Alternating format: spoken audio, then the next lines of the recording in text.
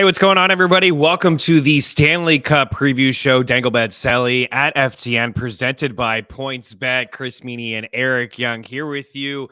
FTN, listening on iTunes and Spotify. You guys know the drill. We appreciate you.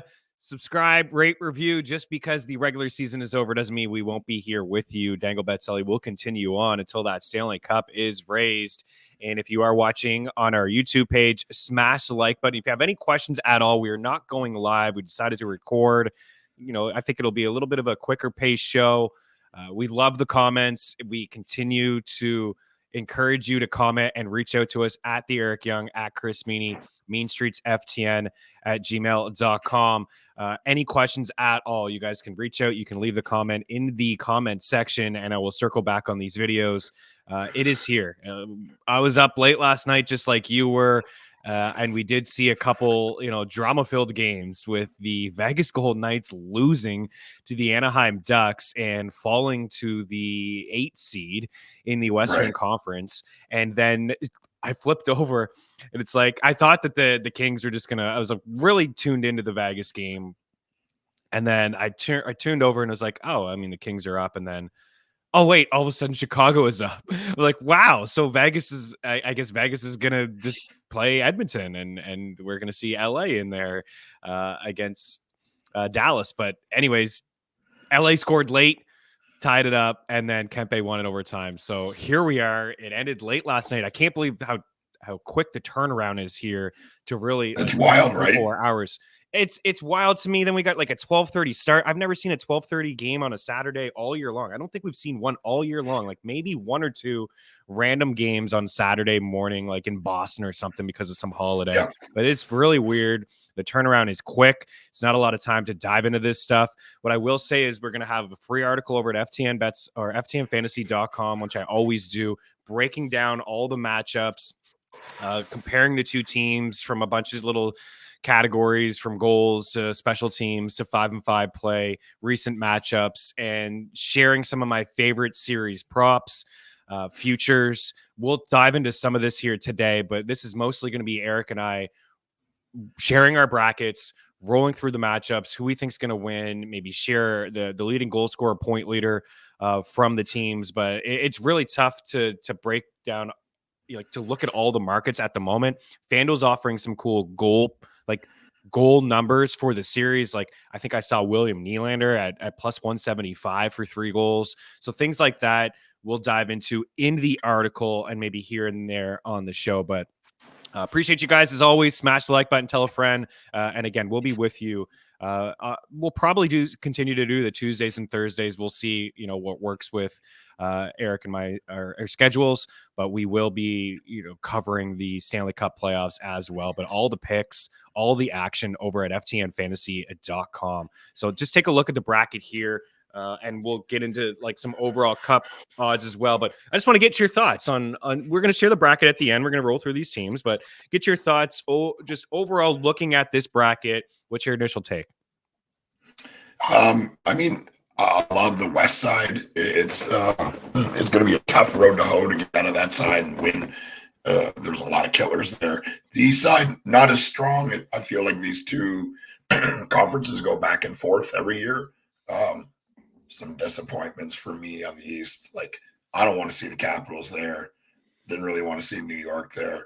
But they won the games they needed to, and here we are. Yeah, here we are. My initial thoughts, there's obviously some tough matchups. It's going to be tough matchups across. It's the NHL. It's I can make a case for a lot of these teams. But Dallas and Vegas, my goodness, this was the Western Conference Finals last year. It does kind of suck that they're playing in the first round.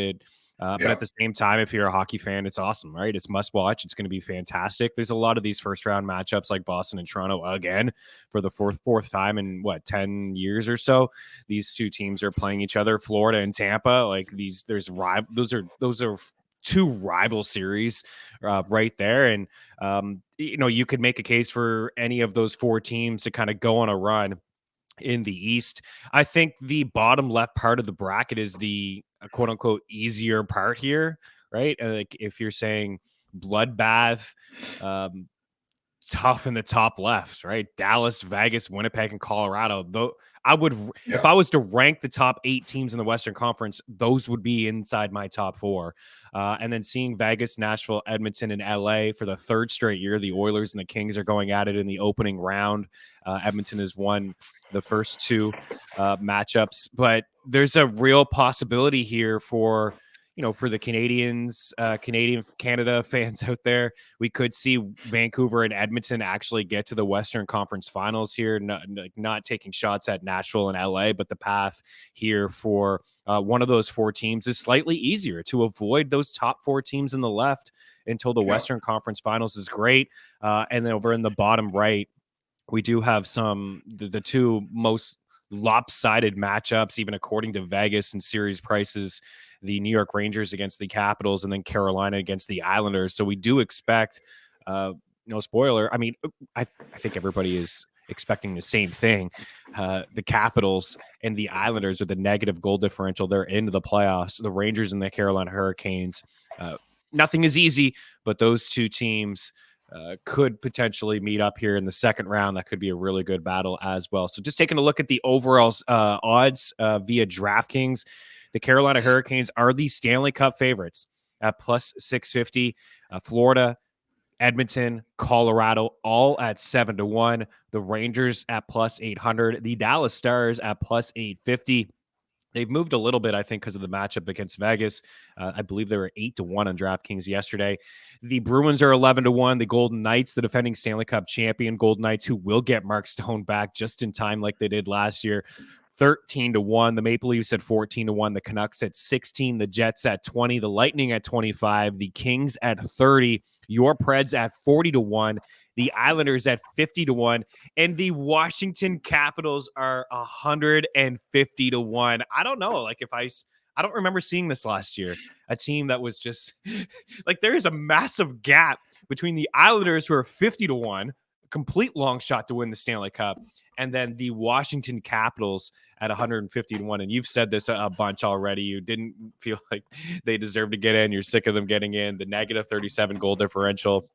Out of all of the teams, they're dead last in goals for per game. And when I looked at some of their just point leaders, I mean, nobody's had 70 on the team. And we had to, get great pushes from Strome and Ovechkin down the stretch of the season to get to the mid to high 60s for the squad. But they're here. And all you got to do is get to the dance. And we have seen teams go on runs, Eric, that have played must-win hockey down the stretch and have leaned on strong goaltending, and that's what's really happened here with Washington, especially with Charlie Lindgren between the pipes. Yeah, I mean, would it shock me for Charlie Lindgren to go unconscious and for them to play in the final? No. I've seen it before. Seen it lots of times. Right. Just the reality is like, analytics are great. I use them myself. I like them. The story that the numbers can tell. I don't think they're as bad as the goal differential says, right? I just think it's when they lost real bad, and they'd be down and they'd be pushing and being aggressive, and then they'd get scored on again. And whatever it is, they're not really playing a safe style. Even the last game of the year, like, they came out in the 3rd period and were aggressive all over the ice, and they didn't even really need to be, but they continued to be because that's how the coach wants them to play. I much preferred the Red Wings. I much preferred John Tortorella and the Flyers. So that's not what we got. The truth is the parity is wild, right? Like, I mean, any one of those teams on either side of the bracket could win the cup. So once I sat down and started doing my bracket, I realized how difficult it was. Like, it's so tough. So hard. I'm still not even 100% sure if I have a couple of these locked in, but anyways, we'll get after it here. We're going to share what we have at the very end. A friendly reminder, I should have said this off the top, but you guys are aware now anyways, I think, but a link inside the description of this video, the Dangle Bet Celly NHL Bracket Challenge. It's live. We want you to sign up. It is free. I'm going to give away an NHL jersey to the winner of the NHL Bracket Challenge, but we want you guys to sign up. It'd be a whole lot of fun there. I think we can discuss it as we go on. Eric and I did not do well last year. We will admit it's very tough. It is extremely tough. I am sticking with a Stanley Cup spoiler alert, but I'm sticking with the finals that I had months ago. So you guys are well aware of what I got, but that doesn't mean that we're going to get it. But yeah, sign up. It's link inside the description of this video. And I believe you have until Monday to lock in your picks, even though the Stanley Cup finals the playoffs get underway on Saturday. So let's officially get underway here as well. And we'll start with the President Trophy New York Rangers. In 1994, the Rangers won the President's Trophy and they won the Stanley Cup. So I don't know if you believe in things like that, but we haven't seen too many President's Trophy winners have success. We talked about it on Dangle Bet Celly, I think earlier this week, about the recent success or lack thereof when it comes to President's Trophy winners in the NHL. So just looking at the last few years before we tee this one up, I think, the last 1, 2, 3, 4, 5, 6, 7, 8 President's Trophy winners dating back to 2015, 2016. They have all been bounced, at least in the second round. Last year, we saw the Bruins get upset in the first round and the Tampa Bay Lightning in 2018-19 in the first round. I don't see an upset here. I think the Rangers have played an amazing brand of hockey all year long. 114 points, 55 wins, as you see there, and massive favorites to beat the Capitals, minus 450 according to DraftKings, and Washington checking in at plus 340. This season's series was tied at 2 games apiece. The home team won all 4 games, and there wasn't a lot of offense. 9 goals on each side. So the Rangers scored 9, and the Capitals scored 9. When you look at the team leaders individually, Panarin 49 goals, Kreider 39, Ovechkin 31, Strome 27, Panarin 120 points, Trocheck 77, Kreider 77. And as I said earlier, Strome led this team with 67 points. John Carlson was third with just 52. The Rangers had 15 more wins and 23 more points than Washington, but this still wouldn't be one of the biggest upsets of all time. I remember the Caps were President's Trophy winners even before 2015 when they played the Habs in the first round. I think they had like 30 plus more points in them. So we've seen bigger upsets. The Rangers, though, a league best 30, 11, and 0 at home. Nobody had 30 wins, just New York at home. Mentioned the goal differential. Plus 53 for the Rangers, negative 37 for Washington. The Capitals, 18 road wins, tied for the lowest among all of the playoff teams, the Islanders and the Golden Knights in there. And then Washington last in goals per game among playoff teams at 2.63. The Rangers check in with the third best power play and the third best penalty kill. So this is a big mismatch. It really is. I don't expect to see a lot of offense. Shesterkin's solid. Lindgren's been playing great. It's just the style that Washington plays as well. But the Rangers are just, I think they're too strong. I think their bottom 6 is stronger. I think they're stronger between the pipes. I do believe that this will be a low scoring series. And I'm going to say that the Rangers probably take care of the Capitals in 5, maybe 6. I believe in my bracket, I have Capitals winning 2 games, but it is interesting to see, like, hey, Washington kind of hung around with them in all of the 4 games that they played. All the home teams won, but ultimately when it comes down to the special teams and then Shesterkin between the pipes and the game changers that the Rangers have, right, in Panarin, the breakout campaign from Lafreniere. So I'm with New York here. I just don't see an upset. Do you? No, I'm definitely with New York. I've been on New York all year. Laviolette has these guys playing a really cool, kind of up-tempo, fast, aggressive style. I love. He seems to kind of wear out his welcome pretty quick. This is like his 4th team in, 6-7 years. But he's got him playing great. That power play, when it's on, it's deadly. I got a feeling that Washington's going to be chasing him, taking penalties. And it's going to come down, like it always comes down to goaltending. I agree with you that the goaltending on the New York side as a team is better, but Lindgren's been unbelievable. He's getting his due, but I don't think he's getting enough. He's the reason they're here, period, the end. There is Ovechkin came on at the end, but at that point, even scoring those goals, he needed to be doing that because that's what he gets paid to do. But at the same time, they're not even remotely close without Lindgren doing what he did. So hats off to him. New coach there. I like him. There's some players on the Capitals that I really like, but I think this is over pretty quick. I think this is the only series I had 4 games. 4 games. Okay. So, I mean, there's some pretty good odds on DraftKings if you feel like series correct score, series total games, things like that. So, like for example, just taking a look at DraftKings right now, the Rangers to sweep at 4-1.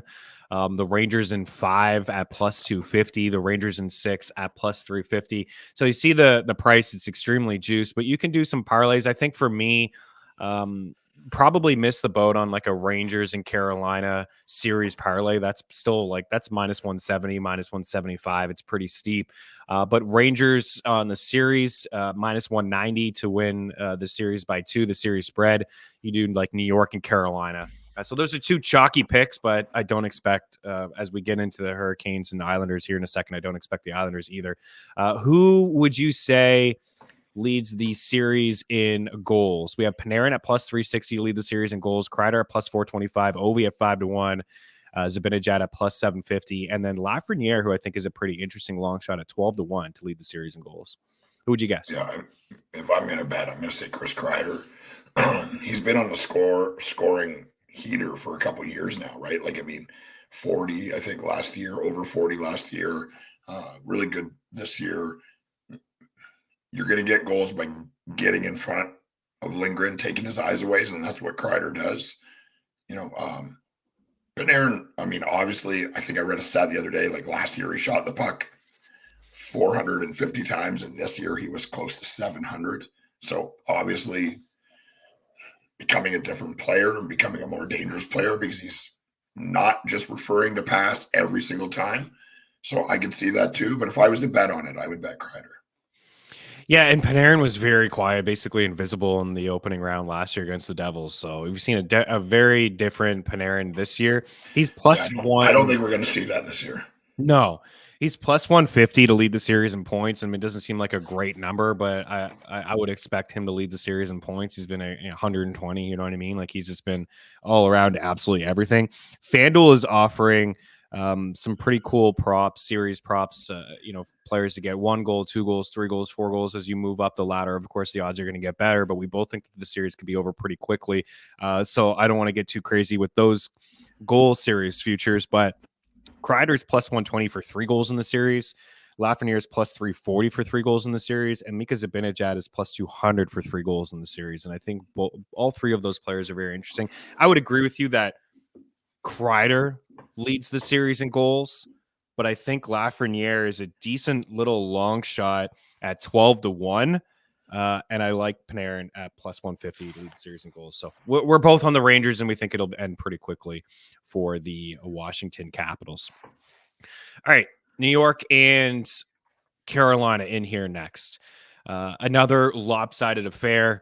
The Hurricanes check in at minus 340 to win the series over at DraftKings. 111 points this season, 52, 23, and 7. Really took off at the trade deadline when they acquired Jake Guentzel and Evgeny Kuznetsov, 2 players who have Stanley Cup experience and Stanley Cups on their resume. The Islanders, man, they had some moments as well when they made the coaching change with Patrick Waugh, and then they played awful for a couple of weeks, and then down the stretch they've been fantastic, right? When they've needed to win games, they've won them. They get into the playoffs with 94 points, 39 wins, and they're plus 280 to win the series. Season series tied, just like the Rangers and the Washington Capitals. 2-2 was the series, but surprisingly, when I was looking at the numbers, Eric, a lot of goals. There were 30 goals in the 4 games. Carolina, a 4-3 win, overtime win, right? That surprised you too. Islanders, a 5-4 overtime win. Islanders, a 5-4 win against Carolina, and then Carolina, a 4-1 win in the last meeting between these 2 teams. Aho led the team in goals, no surprise, 36. Seth Jarvis, 33. Guentzel, time in Pittsburgh, but 30. Aho leads the team in points with 89. Guentzel at 77 and Jarvis at 67. That's the line. That's the line that's been together basically since they acquired Guentzel, and they've been checking a lot of boxes there. The Islanders did have 3 30-goal scorers. Brock Nelson at 34, Bo Horvat at 33, and Palmieri at 30. And Barzell led the team with 80 points. The Hurricanes 27-10-4 at home, second most wins in the East behind the Rangers. The goal differential, a lot like Washington and New York, plus 63 for Carolina and negative 17 for the Islanders. The road team won all 4 games in this series, unlike the Washington and the Rangers matchups. Carolina, the third fewest goals allowed in the NHL, and the Islanders, only Washington had fewer goals scored out of all of the playoff teams. The Carolina Hurricanes have the second best power play and the best penalty kill, and the Islanders have the worst penalty kill in the NHL. So there's a big mismatch here when it comes to special teams. How do you see that this series ends up? And do you feel like, much like the first one we talked about, it'll be over pretty quickly here? Are you giving the Islanders a little bit of respect? I mean, a little bit. I think the Canes win this, but again, it's going to be broken record time. I'm really good friends with a guy that lives in Carolina. I was in Carolina last weekend wrestling.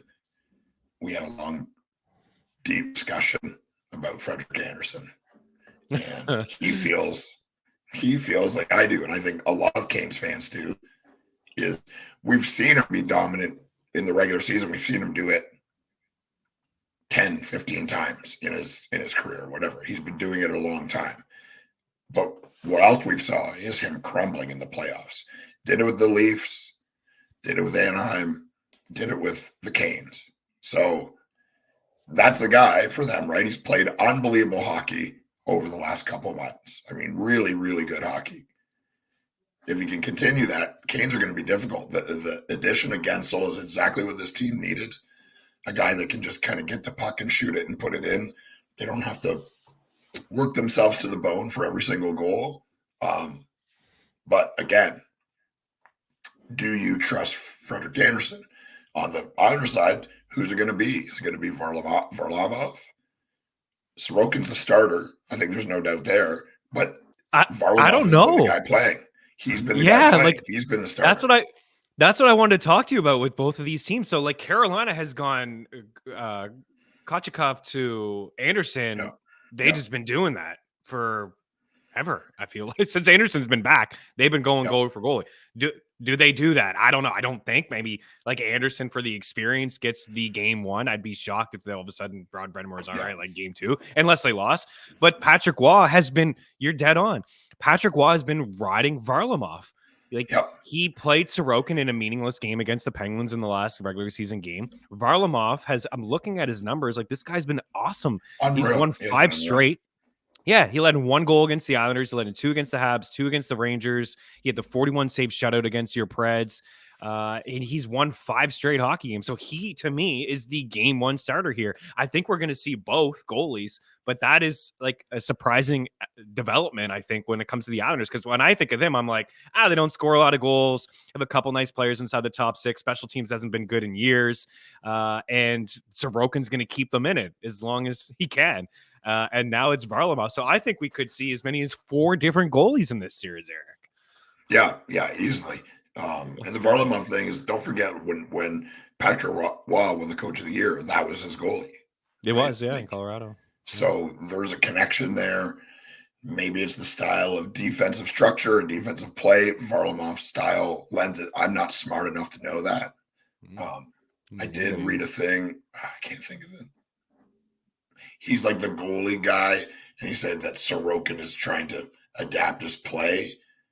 How Waugh wants him to play, he wants him to play a little bit deeper in his net, and he's not used to that. And Varlamov is, so I think it's probably a lot to do with that. But yeah, it's an interesting situation. I think if I'm, casting my vote, and I am, and I've got a bracket, and I'll be putting it up online so everyone can make fun of me when the entire thing is wrong. But yeah, I'm going to go Carolina just because I've been harping on them for years that they have to be aggressive and go after like the crown jewel of free agency, and they finally did it. Whether it's going to work out or it's right, that time will tell. But at least they're showing me that they know that window's just not open forever, and they need to win and really do something this year to keep this group together, really. Right? There's a couple teams like that, and Carolina is most definitely. Yeah, I would agree. So prediction, on how many games you like Carolina to win? How many games do you think? I think Carolina in 6. That's where I'm at too. I give the Islanders a couple based on goaltending, based on the fact that Carolina will always make you sweat, right? The goals will dry up. They'll have a game or two in this series where they have 60 shots and they lose like 2-1. Like that's going to happen. And these two teams have played each other a lot over the past couple of years, and the Islanders have surprised. They've hung around with them a little bit. There's this special on DraftKings that's like 45 saves for a goalie. I think Varlamov and Sorokin are up there. It's tough because we just talked about the goaltending situation, and we both think that it's going to be Varlamov who's going to start, but we also both think that there's a real possibility that we could see Sorokin in this series as well. But the way that the Carolina Hurricanes generate offense, among the leaders in shot attempts in the past 3 or 4 seasons at 5-5, they're a team that can really come at you, and they like to shoot from all angles. So I do believe, and especially with potential low scoring series again, we could see lengthy overtime. So I think that special on DraftKings, if you are a DraftKings user, for Varlamov to have like a game at 45 plus saves is very, very interesting. It's Carolina series spread is -155. The Rangers -190. That's a lot. So Carolina, I'm going to drink the juice on that one a little bit. Say Carolina 1.5 series spread to win basically in 6 at least here. -155. That's over at DraftKings. And if you wanted to parlay series spread with the Hurricanes and the Rangers, that checks in at +151 over at DraftKings. So that is a parlay that I like. I kind of like that a little bit better than the juice at like -180 for those two teams to win. But I do expect the Rangers and the Hurricanes to win. All right. Goal scorer leaders, or most goals in this series, rather. DraftKings, Aho 5-1, Gensel 6-1, Barzal 7-1, Horvat 7-1, Seth Jarvis 8-1, Brock Nelson 8-1, and Paul Mary at 9-1. Some longer shots here, like Svechnikov at 12-1, Teuvo Teravainen at 22-1, Natchez at 11. I don't think we need to get too crazy with anybody else here. Jordan Martinook's a guy that I actually play in DFS come playoff time. I mean, he's like super cheap, and these guys just pop up sometimes in the Hurricanes box score. And Evgeny Kuznetsov 51. So who do you think is going to lead the series in goals? Who do you think is going to lead the series in points? Yeah, I think Gensel in goals. I think Horvat shows up for the Islanders in a big way. That's a gut feeling more than anything, but he's just like one of those types of guys. They're going to get the playoffs, and he's just going to start tearing it up. Paul Mary's been sneaky good for the last couple of months. Like, he really has. Sneaky good, firing the puck, playing with good players, and was a very important piece for the Islanders, an unsung important piece, especially for their offense. But yeah, if I'm going to vote, I'm going to say it's going to be Gensel. Yeah, I'm going to go Gensel too. 6-1 to lead the series in goals at FanDuel. He is +120 to have 3 goals in the series, so that's one that I like as well. All right, let's move right along. Let's go to Boston and Toronto. This is what we're here for. This is what everybody is waiting. This is what we thought would happen. I think some Leaf fans always say, I'm just sick of it because I've known since November that Toronto is going to play Boston or they're going to play Florida. But anyways, here we are with these two teams again, meeting for the 4th time in about 10 years. And Boston won all 4 games against the Leafs this season. They've won 7 straight against them dating back to last year. And all of those playoff matchups as well, the last 3 have gone to 7 games. So they've been all fairly close. Even though Boston won the season series 4-0, the first 2 games were in overtime, a 3-2 shootout win from Boston, then a 4-3 win in Toronto for the Bruins. But the last 2 came in March, and they came in like a 3-day span, and Boston won both of those games 4-1. So they outscored them 15-7. The power play was operating at 30%. The Leafs had sub 10. David Pastrnak led the team in goals at 47. Then a big drop off after that. Marchand and Coyle sub 30. Of course, Matthews there with 69, tried to get to 70. William Nylander has been quiet lately, but he did score 40 goals. Pastrnak led the team with 110 points, and then again that drop off with Marchand at 67 and Matthews 107 points. Nylander 98. Mitch Marner missed some time, but still ended up with 85. So the Leafs can score, right? I mean, they're second in the NHL in goals per game. The Leafs penalty kill is not great. It's bottom 10 in the league. Boston has a top 10 penalty kill. I don't think that the Bruins tanked. I joined Hustler on Winnipeg Radio yesterday, and he asked me if he thought that the Bruins tanked. I don't think that they tanked. It's just they try when you can get first overall and home ice advantage, you go for that. It's just nobody's tanking to face the Toronto Maple Leafs just because they've had troubles getting out of the first round. That's just my take on it. But you're the Leafs guy. You've watched this team basically all year long. You've seen him pretty much every shift. So do they have what it takes to finally get past the Boston Bruins? What do you think?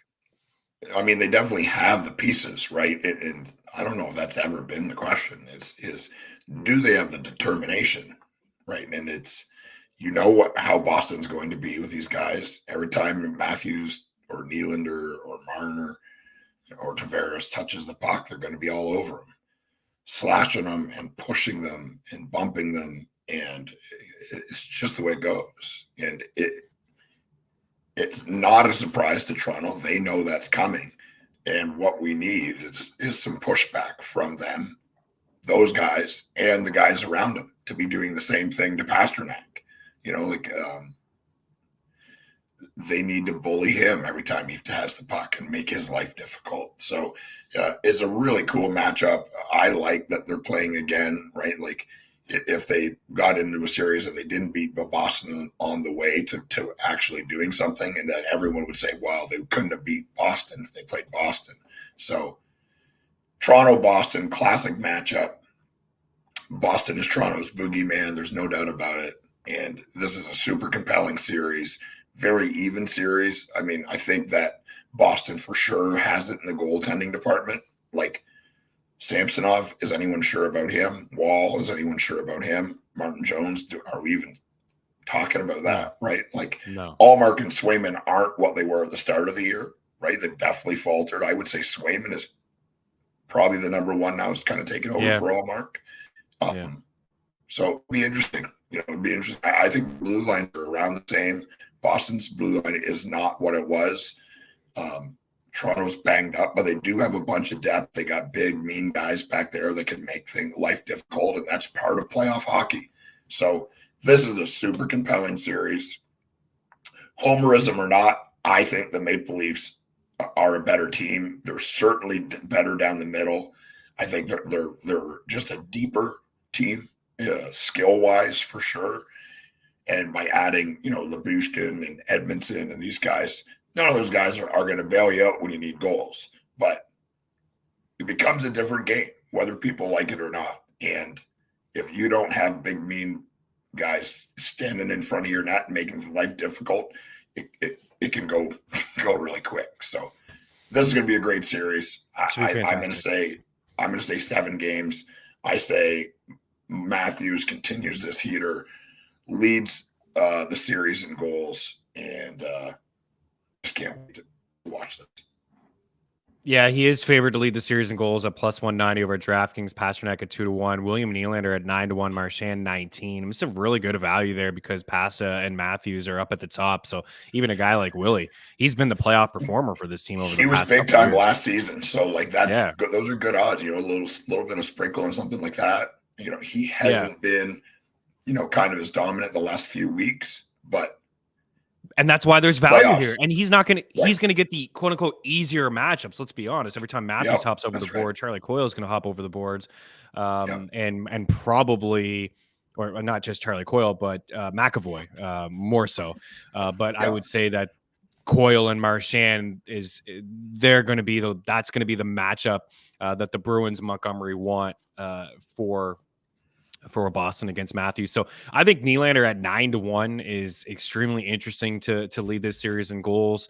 I think even like Jake DeBrusk at 30-1 or Charlie Coyle at 30-1, just like small sprinkles on this. I agree. I think this series is going to be fantastic. I'm not a Leafs hater. I'm not. I do feel like it's really tough. It's really tough to back this team. It just is, man. The physicality that you talked about, the goaltending, the experience on the other side with Boston. The fact that if this series could go 7 games, like if the Leafs are going to win this, they got to get it. They got to get it done in 6. I just don't have any confidence in this team to win a 7th game when it matters in Boston, of all places as well. We've seen this story before, but I am with you. I think that the Leafs are going to pull this off. I think they're going to pull it off in 6. I think that they caught a break avoiding the Florida Panthers. I think that they're much more complete than Boston. They have a special two-way center, a shutdown center, and Alexander Barkov. The Bruins don't have that. You mentioned it. They're not as deep down the middle without Bergeron. Coyle and Zach have had great seasons, but the Leafs are deeper down the middle with Tavares, with Matthews, with the addition of Domi. We'll see how the lines shape up, but I do like Toronto to win in 6. I think it's going to be highly, highly entertaining, and I think FanDuel has some pretty decent odds here. Shout out our guy Adam Szymanski for bringing this up to me. William Nylander is plus 175 to score 3 goals in the series, and John Tavares just to score 2 goals in the series is minus 150. So that one's a little bit steeper, but I like the 3 because I think we'll see 6 or 7 games. And the way that the goaltending has gone on both sides, especially with the Leafs, I think we could see some wide open hockey into this series. So there's a lot of players on FanDuel. Tyler Bertuzzi plus 370 for 3 goals. Brad Marchand plus 270 for 3 goals. Marner scored lately. He's plus 290 for 3 goals. But I really do like the William Nylander one at plus 175. And I think at 9-1 to lead the series in goals is fairly interesting here. Let's wrap up the East with an all Florida matchup. The Panthers and the Lightning. And that's the thing too. Like maybe Boston is thinking, okay, I don't want Tampa Bay. But like the consolation prize is Toronto. You're not going to get an easy matchup here. But we have seen a little bit of line movement. By the way, the Leafs are plus 105 to win the series. So slight dogs there, and we both like them to get into the second round. This one here, we have seen a little bit of line movement. I did see minus 160 for Florida earlier, now minus 170 in Tampa, checking it at plus 145 to win the series. This one, again, should be highly, highly entertaining. The season series matchup was 2-1 Florida. The Panthers scored 15 goals in those 3 games, including a 9-2 beatdown in Tampa Bay, and Vasilevsky was between the pipes in that game. Reinhart led the team in goals with 57, and he also led the team in points with 94. Braden Point with 46, Kucherov with 44, and Stamkos with 40, and of course Kucherov, your Art Ross winner, with 144 points. Florida's 26 wins on the road, the most in the East, tied with Dallas. 200 goals allowed in the NHL, the fewest. That's it. The Florida Panthers, you view them as a high-powered offensive squad, and they are, but this team allowed fewer goals than any other team in the NHL. Plus 68, league best goal differential. Tampa, 5th in goals per game. Florida, 11th, so still high, but not inside the top 5, which we used to see them over the past couple years. The Lightning check in with the best power play in the NHL. Both teams top 6 penalty kills. So there's a lot to like of both of these squads. We both like the Florida Panthers. I think this is a tough matchup, of course. I mean, you got 2 lines that can score in Tampa Bay, and you got Vasilevsky between the pipes as well. Where are you leaning between Tampa Bay and Florida to win this series? Yeah, I'm leaning Florida, but I mean, man, don't let Tampa sneak up on you, right? Like they just kind of quietly went about their business, chugging along. A couple lulls here and there. Obviously, no Vasilevsky to start the year, and I mean, even when he came back, he didn't seem right. I feel like he's mostly been Vasilevsky the last month or so. So that's not good news for Florida. But I do love Florida. I think they win this series. I think this is 7, though. I think that both teams kick and scream and claw and slash and just basically smash each other in this series. It's going to be unbelievable. I love the way Florida plays. It's just high pressure, aggressiveness all over the ice. You know, if you watch players, like, they get frustrated and they feel like they don't have time with the puck, and there's always 2 guys on the puck, and it's a very, very difficult style to play because it's exhausting. Also, you have to have, everyone on the team has to be able to skate, right? Like, one guy that isn't quick enough, you can't pinch in like that and then come back and get back into structure. I think the goal differential proves that this team is made to play that way. It's been curated to play this way. It's going to be a great series. It's going to be a great series. Reinhart, a guy we've been talking about forever, almost 60 goals this year, tons on the power play. The power play is lethal. If I'm going to go with a goal scorer, I'm going to say him, but it wouldn't surprise me if it's Matthew Tkachuk, right? Like, he's just one of those style of players that when he needs to go, he's going to go. And he's just love watching him play. I'm glad I don't have to play against him, but I love watching him play. So I misspoke. It's 199 goals allowed by Winnipeg, but 200 by Florida. So the best in the East, but both of those teams right there, right? And Hellebuck is going to win Vezina, and he's not going to get consideration for the Hart, even though he probably should. It's just one of those special seasons from a lot of really good players in the NHL. For this series to go 7 games is plus 200 over at DraftKings. I think that's an interesting pick as well. I am with you. I think that it will go the distance. I think the biggest thing for me, and when you look at all the teams on like that we just ran through, like, this is probably the best odds for a team. Like Tampa, you can get them at plus 145 to win a series, like with Vasilevsky between the pipes and Kucherov, who led the team in points, and Stamkos, and all these guys have so much playoff experience. It does seem like the best value on the board. But this is a Florida Panthers show. We've been riding them for a long time. We talked about buying low in December, 18-1 to win the Stanley Cup. They're now like 8-1 to win the Cup. We got the future on the this week for them to win the Atlantic Division. We're big on the Florida Panthers, so I think that they're going to win this series. I do believe it will go 7. I think that there is terrific value. You said it. Matthew Tkachuk is 10-1 to lead the series in goals. Kucherov's 4-1. Reinhart's 4-1. Braden Point's 4-1. Stamkos 9-1.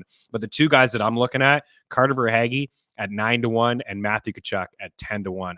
I specifically like Verhaeghe more because he's the shooter. Sometimes we see Tkachuk go through these moments where he shoots a lot, and he had a terrific run last year in the playoffs, but he's also a very underrated playmaker.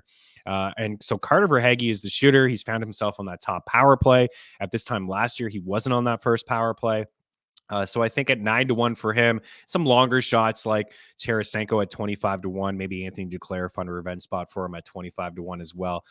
Just looking over. So what do you have for this? You got Florida in 7? Yeah, Florida in 7. Okay. Florida in 7. I'm with you on Florida in 7. And over at FanDuel for the 3 goals. And this is just really good odds. Even though it's Vasilevsky, he hasn't looked like vintage Vasilevsky. Like, there's been moments, but he hasn't been like rock solid between the pipes. Over at FanDuel, Carter Verhaeghe plus 420 for 3 goals. Braden Point plus 300 for 4 goals.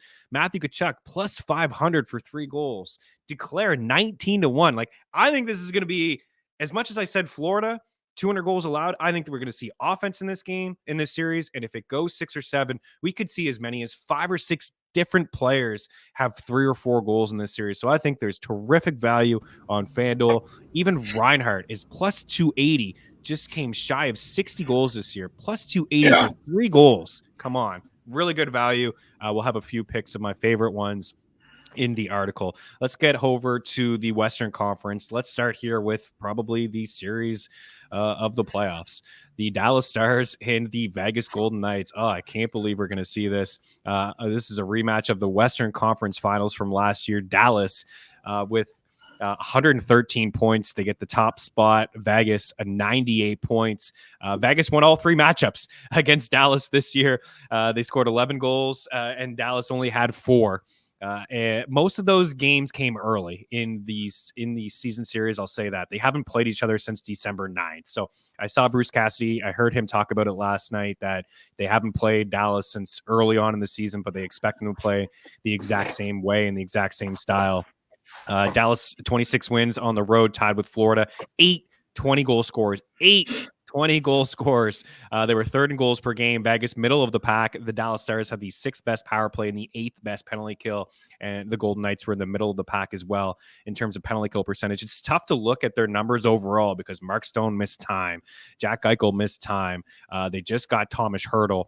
So there's, their numbers are a little bit lower than, Marchessault led the team in points with 69, Eichel 67, Carlson 59, Robertson led the team in points with just 80, but they just had balance across the board. Pavelski 67, Duchesne 65. They had a lot of 60-point players on the squad this year, and it was the 20-year-old kid, Wyatt Johnson, who led the team in goals. So the Stars check in at -130, and Vegas checks in at +110. Man, this is going to be awesome. Where are you leaning?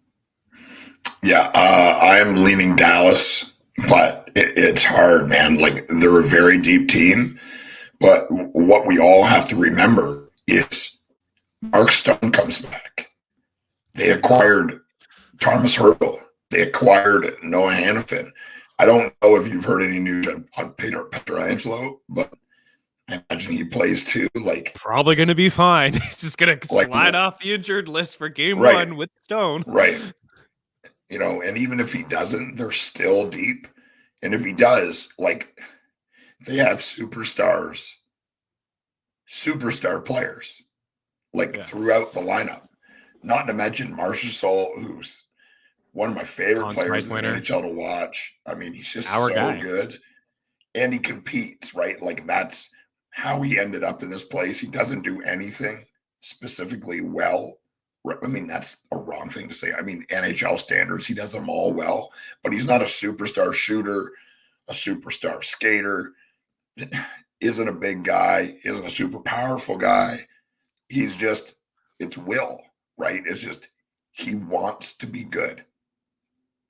Yeah. And if he can, he wants to be the best. I don't know if he has the physical tools to be the best, but man, he's just a guy that I would want on my team, and having one of his best statistical years ever.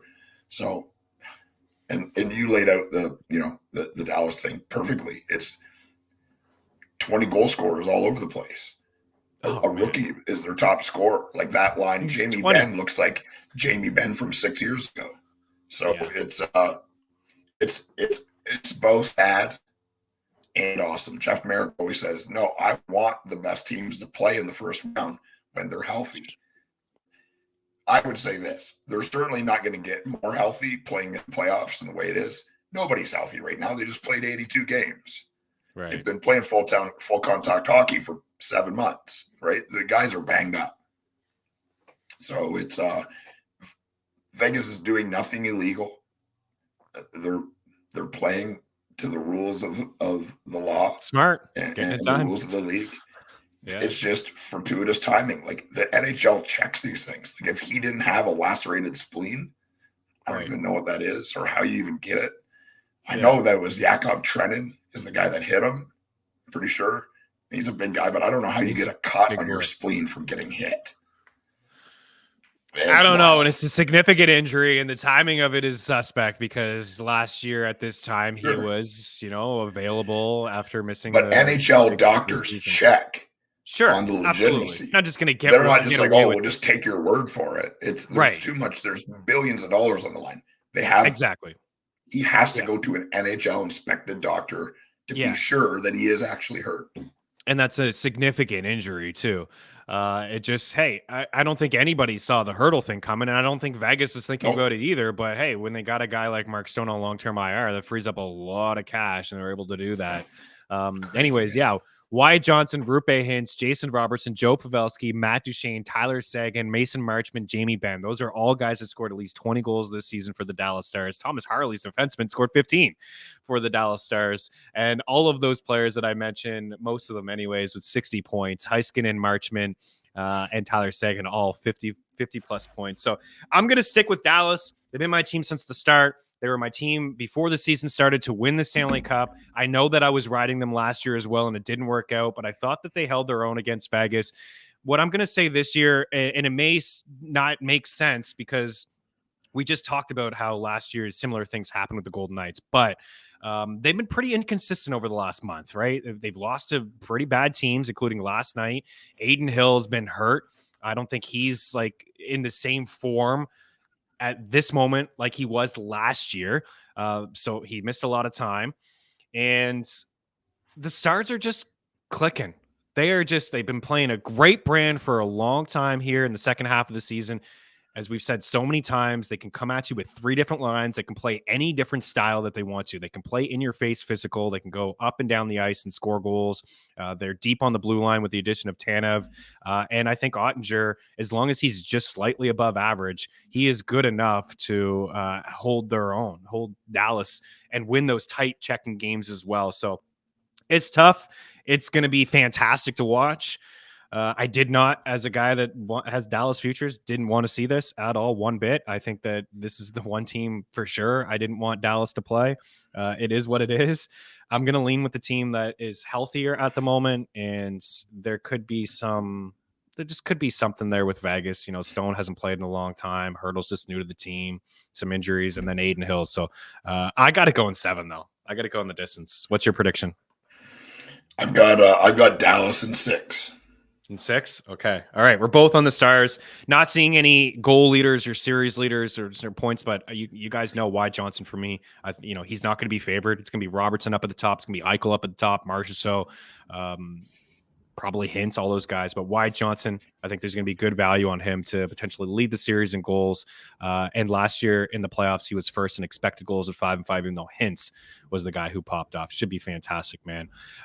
Okay, let's stick inside what is a very tough part of the bracket, and Winnipeg and Colorado here.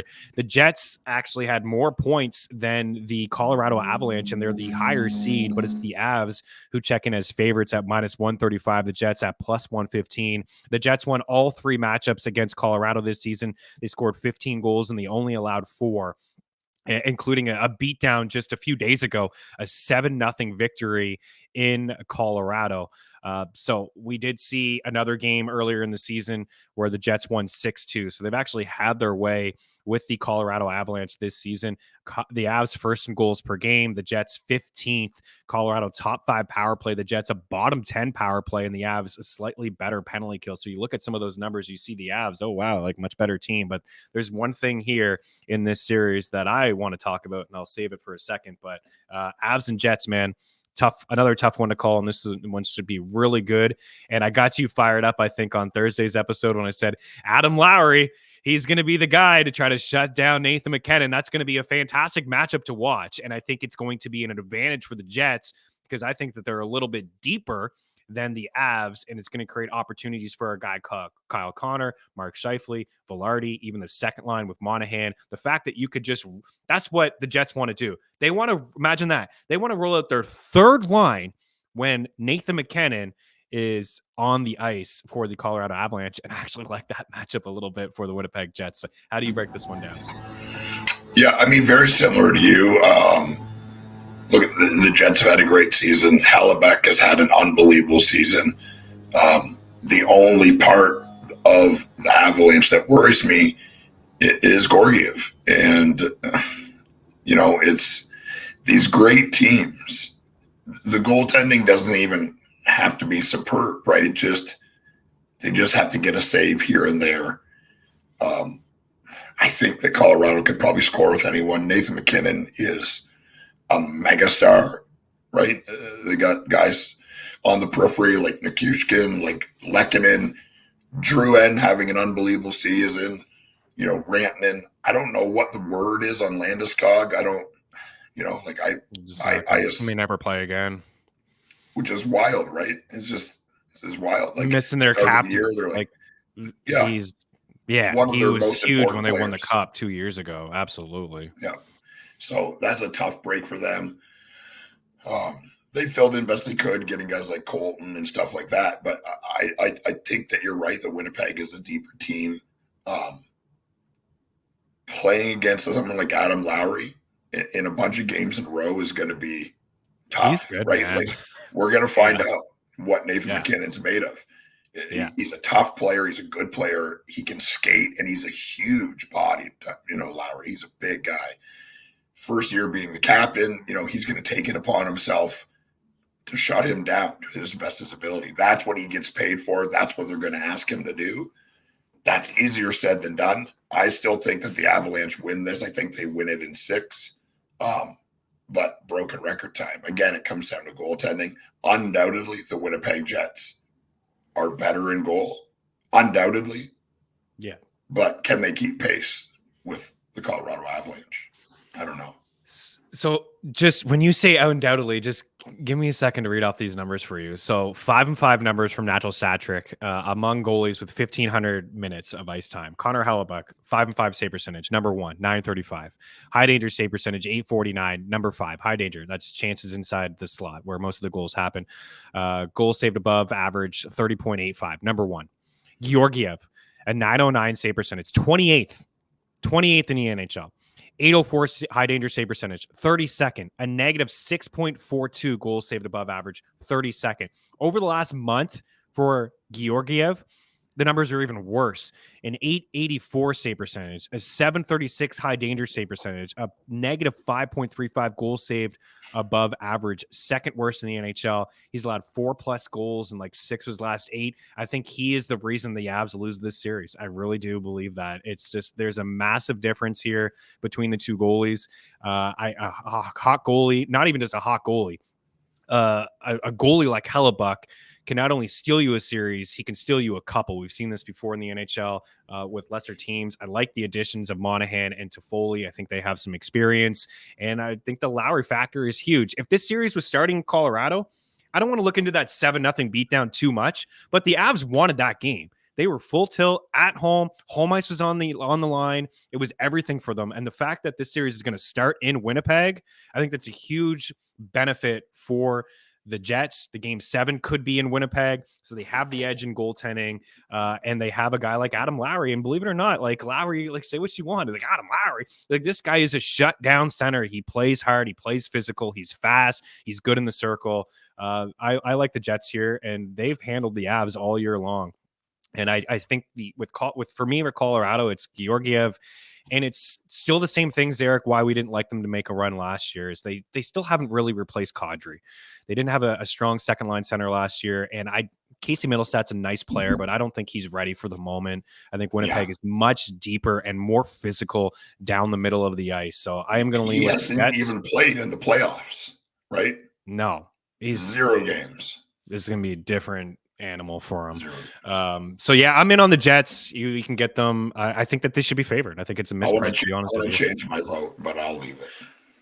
Plus 115. You want to go Jets? Man, it's you went through the goalie stuff, and it's it. There's just no way. And I think we're going to see Ottoman. I think Georgiev's been that bad that we are going to see Ottoman at some point, and we probably should because his numbers it's night and day between the two. He has been fantastic for the Avs, and I just don't think like Bednar is not going to be able to start the guy right away. But hey, maybe we see him game 3, and that turns the series around. If you remember, Habs fans, Montreal was up 2-0. Against Carolina, and then this guy named Cam Ward just came out of nowhere, started game 3, and the rest is history, right? So I think that's something that we could see in the series, but it could be too late if the Jets win the first 2 at home. Of course, McKinnon is favored across the board, but I think that there is actually some pretty good value because of what we just talked about with the goaltending. Your boy Kyle Connor is 6-1 to lead the series in goals. Toffoli is 15-1 to lead the series in goals, and Velarde is 18-1 to lead the series in goals. And over at FanDuel, you can get Connor for plus 230 for 3 goals, and Gabe Velarde at plus 650 for 3 goals, and Tyler Toffoli at 7-1 for 3 goals as well. I think that the Jets will have some success against Georgiev. 2 more series to break down, and we'll get out of here. Let's talk about your Preds, dude. Nashville and Vancouver. The Canucks check in at minus 150, 109 points this season. The Predators at plus 130, 99 points this season. Vancouver did win all 3 games in the season series, outscoring Nashville 13-6. But something to keep in mind, those games came a long time ago. All 3 wins for Vancouver before December 20th. The Canucks 6th in goals. The Preds top 10 in goals in the NHL. Vancouver 12th in power play percentage, and the Preds at 16th, led by Forsberg, 94 points, Yossi 85, Nyquist. How about the season from Gustav Nyquist, 75 points, Forsberg 48 goals this season. Ryan O'Reilly, a great addition, 26. Roman Yossi with 23. My goodness, should definitely get the Norris. I agree with you. Probably won't get it, but he should. Miller leads the team in points, 103. Hughes, 92, and 89 for the Canucks. Brock Besser has 40 goals, Miller 37, and Elias Pettersson 34. This isn't an awful matchup for Nashville. I think you can make the case that they've been the better team over the last 2 months than the Vancouver Canucks. I will say one thing that is kind of made me go back and forth with this one, still kind of doing that, is that Demko is back, and that's huge, right? Demko is the key for Vancouver. They weren't getting any goaltending when he was sidelined. I'm assuming you like your Preds, and I don't think it's a homer pick, man, because they've been arguably one of the best teams in the NHL over the last 2 months. Yeah, again, homer pick or not, I believe that they can win. I believe that they will win. Most of this has to do with momentum and personnel. Momentum being the number one thing. Like, look, you laid it out exactly right. Like, yes, Vancouver beat them, but this is when the Preds were near the bottom of the league. I mean, one of the worst starts in the NHL this year. We're in the bottom. We were 5. even writing them off. We were like, it's it, man. They're a one-line team, and they're not going to do anything.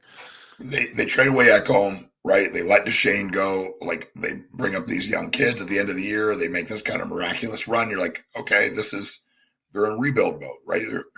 We're going to get some experience for these young guys. And, at the end of the year, last year, it was basically the Milwaukee Admirals playing. Well, here we are, and he's pressed all the right buttons. And over the last couple of months, this has statistically been one of the best teams in the NHL. The broken record, show you a good goalie, I'll show you a good team. Saros has been almost unconscious for the last 2.5 months, right? Like, compare his goals against and his save percentage from then to now. It's 2 different goalies. It's 2 different teams.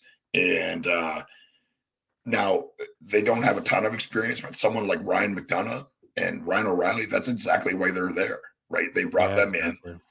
So these kids have these pros to lean on. I don't think that they even thought they would be in this position, but they have a real path here, right? There's no doubt about it. Can they just beat this team and handle them? No. If they lost, would it surprise me? No. It's the West. It's full of killers, but I think that Nashville will win this, and I think they win it in 6. Nice. I'm still torn. I think I'm leaning Vancouver. But man, this is I agree with everything that you just said, man. With Nashville, I think they got the edge. Yossi over Quinn Hughes, no disrespect there. Soros has been playing pretty good. Forsberg is on just another level, man. The way that he is playing hockey is pretty spectacular, and the fact that you can get Nashville here at plus 130. I don't fully believe in the Canucks. I've said that all year long. Great story. Rick Tocchet, Coach of the Year. A lot of players are having career years. You look at a lot of the top shooting percentages in the NHL. Like, a lot of these Vancouver players are up near the top. Sometimes that carries over to the playoffs. Could easily win Coach of the Year. He could too, for sure. He could too. No question. It should be a fantastic. And maybe should. Yeah, maybe he should. Because the Preds were one of the worst teams in the NHL, like, in the first 2 months of the season. I thought they were going to get a top 10 pick, right? Forsberg at plus 160 to have 3 goals in this series. Brock Besser plus 450 to have 3 goals in this series. Connor Garland is really heated up. He's plus 850 to have 3 goals in this series. And our guy Nyquist is 9-1 to have 3 goals in this series. Forsberg is the leader at plus 300 to lead the series in goals. But I think a guy like Nyquist at 15-1 or Brock Besser at plus 650 is certainly worth your time. Leaning Vancouver right now, but check out the FTN article. Maybe I'll change my mind a little bit later on, but I think the Canucks may squeak one out, but man, that should be another good one as well. We're going to wrap up here with LA and Edmonton. For the 3rd straight season, these 2 teams are facing off in the opening round. Oh, my goodness. Edmonton won 3 of the 4 meetings of this season, scored 11 goals, gave up 9. A couple games down the stretch of the season in March, Edmonton won both of those games 4-2 and 4-1, but they did come in Edmonton. Hyman led the team in goals, of course, with 54. Draisaitl with 41. Trevor Moore led the team in goals with 31. He had 1 last night. Kevin Fiala at 29 and Kempe at 28. So some balance across the board there. And then Kempe led the team in points with 74. Leapfrog Fiala last night with the 2-point showing. Kempe, Kopitar 70. So Edmonton 4th in goals, Kings middle of the pack, Edmonton top 5 power play, Kings top 12 power play, but the second best penalty kill in the NHL. I would imagine that LA went and acquired Pierre-Luc Dubois because of this, right? Because of the fact that they've been playing Edmonton for the past couple of years. They feel like maybe they can match up with Deneau and trying to shut down Kopitar or trying to shut down McDavid, and then having Kopitar potentially shut down Draisaitl, and then having the benefit of the doubt in the bottom 6, right? Like, okay, we got Pierre-Luc Dubois, but he's been playing 4th line center. They have Fiala on the 3rd line. Like, this Kings team is actually pretty deep. They have 4 lines, like Pierre-Luc Dubois on their 4th, Byfield on their 4th last night, Fiala on their 3rd, Arvidsson and Deneau and Moore on the 2nd, and then Kempe and Kopitar on the 1st. Like, they do have 4 good lines, but ultimately what it comes down to is they were super aggressive getting Pierre-Luc Dubois. Great. Yeah. That may work out in a few years, but what they should have been aggressive doing is getting a goaltender, because Cam Talbot played above his head in the first half. He cooled off considerably after that. And then watching him last night with the Hawks, like 12 shots, 3-4 goals, like that's, I think, going to be the reason that LA loses again. But I could see this series going 7 games. I mean, these two teams are very familiar with each other. The Kings are deep, but ultimately, Eric, as much as I don't fully believe in Stuart Skinner, he's better than Cam Talbot, and he's better than Big Save Dave Riddick if he finds the net as well. Yeah, I think Big Save Dave will. He's been statistically better the last couple of weeks for them. I think Edmonton wins this. Look at, I mean, it's just Conor McGregor. There it is. The big it comes out of the fighter, Conor McGregor. Yeah. Connor McDavid is going to be possessed. You know, he's going to be possessed. Yeah. Hyman having an absolute career year. I said it when he went there last year. Ekholm was a missing piece that they needed. Evan Bouchard has figured it out. Like, this power play, if these guys take penalties and they're chasing McDavid and they're chasing, it's going to be. I think the series will be good, but I think Edmonton handles it pretty well, and I think it literally comes. Yeah. And I think you're just missing Stuart Skinner a little more. Like, I don't think he's a top 10. Good. You know, but he's been pretty good for the Edmonton Oilers all year. You're right. And the second half last year, he's one of the best goalies in the NHL. So you're right. I'm probably down. I'm being a little sour on him, but there's definitely a gap between him and Cam Talbot. 100%. Yeah, 100%. And I don't think that the Edmonton Oilers need super superb goaltending. I just think you need to stop good enough. One or two more than the other guy, right? Yeah. You have 2 of the top 5 players playing on one team. And I'm not talking about Zach Hyman, who's been unbelievable. No, I think the Oilers handle them too. 6-7. I'm going to pick Edmonton. I think, minus 190 is a steep price to pay, but maybe put them into a parlay with one of the other favorites there, like Carolina or the Rangers, is a way to go. They've just had LA's number. And at the end of the day, the better players are on Edmonton's side. And the addition of Ekholm over the full course of a season, we're seeing it now, and the benefits that it has having a guy like him. Don't see anything yet at DraftKings and FanDuel for series prices. These guys are going to be juiced, of course, McDavid and Draisaitl. There's going to be no value there. Maybe consider a guy like Hyman, maybe consider a guy like Kane or Kempe. What I will say as we wrap up, Kempe, dating back to the last 2 playoff series and the games that he's played against the Oilers in the regular season, he has had his way with Edmonton. A lot of shots, a lot of shot volume. If you see anything for like most shots on goal in the series, like Adrian Kempe, I think is a pretty good pick there. And he's somebody that I'll be tacking in the shot prop game when these 2 teams play in the opening round here. So let's wrap. We'll go with you for our brackets. Things could change, I guess. I'm going to screenshot your bracket in the NHL betting article. If you have any changes, let me know. I'll do the same for myself. So you take it away. NHL bracket, roll through it. Who's going to win the cup? Who's going to play? So we went through our first rounds. That gives us Dallas, Colorado in the second round. I think Dallas goes on there. Then we've got Preds and Oilers. I say Preds move on there. On the east side, we'd have Florida and Toronto. I believe Toronto beats both Boston and Florida to go into the semifinals. And it goes down to Rangers and Carolina. The Rangers beat Carolina. then the Rangers beat Toronto to play the Dallas Stars. So it'd be Dallas Stars, New York Rangers, Stanley Cup final, Dallas Stars winning it. Who wins the Conn Smythe?